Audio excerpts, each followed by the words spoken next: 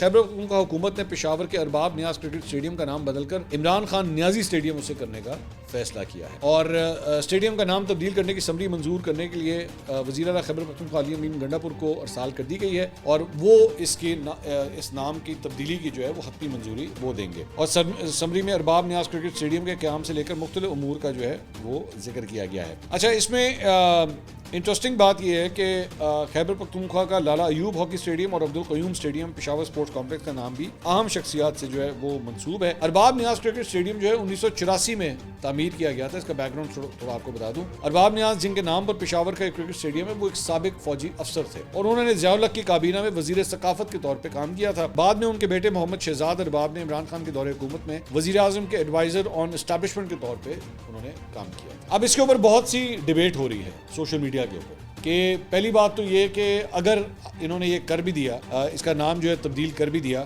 تو کیا یہ اسی طرح پکارا بھی جائے گا یا نہیں؟ مطلب اس کو زبان زد عام جو ہے وہ کیا جائے گا کہ نہیں؟ لیکن میرا ایک ڈفرینٹ اس پہ ایک پرسپیکٹیو ہے۔